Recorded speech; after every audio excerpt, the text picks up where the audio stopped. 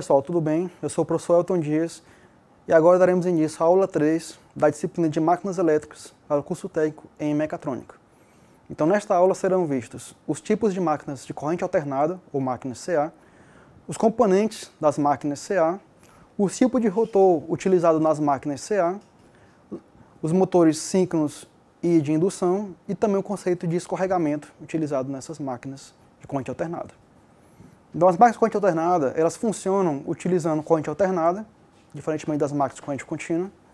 Elas exigem menos manutenção que as máquinas de corrente contínua, são mais simples a estrutura delas, e possuem também uma grande aplicação na indústria, apresentando também uma vasta aplicação em diversos setores industriais, né? Setor de produção, setores também na área de montagem, dentre outros tipos de aplicações na indústria. Então, as máquinas de corrente alternada podem ser divididas em dois grandes grupos.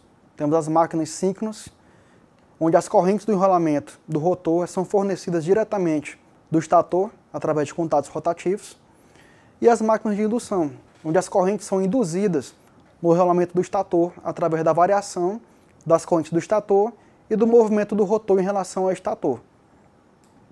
Então, o motor síncrono. No motor síncrono, a circulação de corrente no enrolamento ele produz um campo magnético girante. Então, esse campo magnético girante ele é obtido a partir da rede elétrica.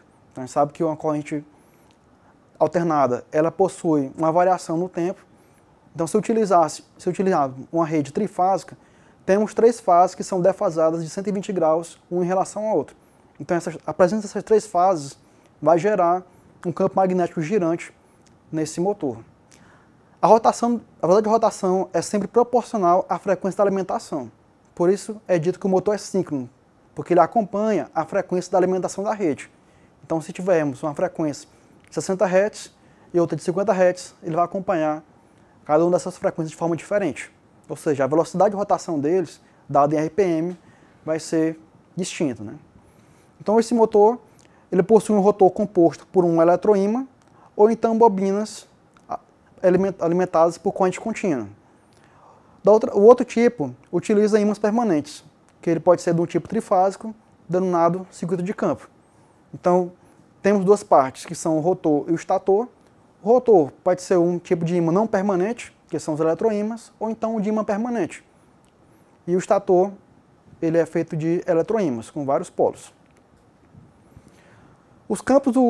Como os campos magnéticos são independentes, o campo magnético do rotor ele tenta se alinhar sempre com o estator, pelo princípio de indução eletromagnética, adquirindo assim a velocidade de rotação proporcional à frequência da rede elétrica. Então, isso caracteriza o movimento síncrono, que ele sempre vai tentar acompanhar a mesma velocidade de rotação do campo magnético girante. Isso com relação ao rotor deste motor. A velocidade síncrona ela é calculada através da fórmula 120 vezes F sobre P, sendo que esse F é a frequência, dada em Hz, P é a quantidade de polos que tem no estator do motor, e NS é a velocidade síncrona, que é dada por RPM, ou rotações por minuto. Então, a velocidade síncrona ela é fixa, ela vai depender somente da quantidade de polos e da frequência da rede que está alimentando este motor. Por isso que é dito como motor síncrono. O motor de indução, eles apresentam dois tipos de campos magnéticos girantes. Nesses campos, temos o campo do estator e temos o campo do rotor. Ele é construído pelas duas partes, né? A parte móvel é o rotor, propriamente dito, e o estator, a parte estática.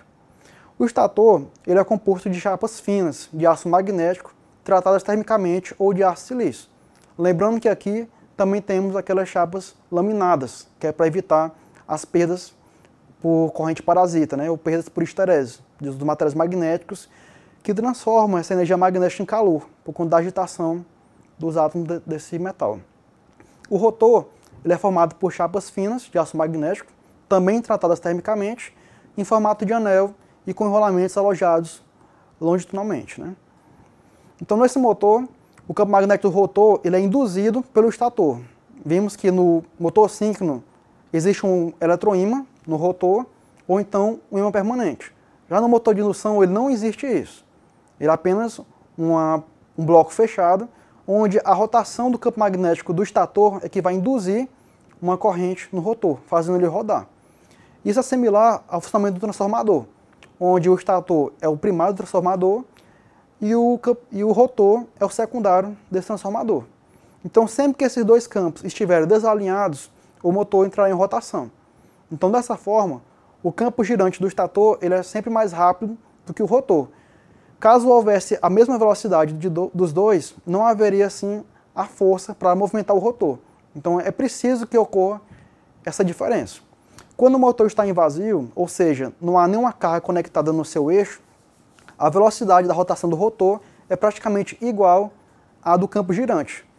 À medida que for aumentando a carga ou peso no eixo desse motor, vai aumentando assim também a diferença entre a velocidade do campo do estator com a do rotor, gerando assim um efeito que é denominado escorregamento.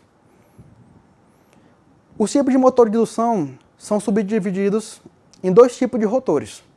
Temos o rotor curto-circuitado, também chamado de rotor gaiola de esquilo, cujo rotor é composto de barras de metal condutor que se localizam em volta do conjunto de chapas do rotor, curto-circuitadas através de anéis metálicos nas extremidades, como está apresentado na apresentação. O outro tipo de motor de indução é o rotor bobinado, onde ele já utiliza enrolamentos distribuídos em torno do conjunto de chapas do rotor. Então, do gaiola de esquilo temos apenas barras curto-circuitadas e no rotor bobinado temos enrolamentos que farão com que surja esse campo magnético no rotor do motor de indução. O escorregamento, como foi mencionado anteriormente, ele é a diferença entre a velocidade do campo girante, que é o campo do estator, e a velocidade do rotor, e ele pode ser expresso em porcentagem. Então ele é calculado através da seguinte expressão, como mostrado na apresentação. Velocidade síncrona menos a velocidade de rotação do rotor dividido pela síncrona vezes 100. Então a partir disso, pode-se calcular o escorregamento ou a diferença em termos percentuais da velocidade de rotação do campo girante no estator e do rotor de um motor de indução desse tipo. Lembrando que no motor síncrono não há esse escorregamento, já que o campo do rotor ele acompanha o do estator. No de indução é necessário que ocorra essa diferença para que o motor entre em rotação.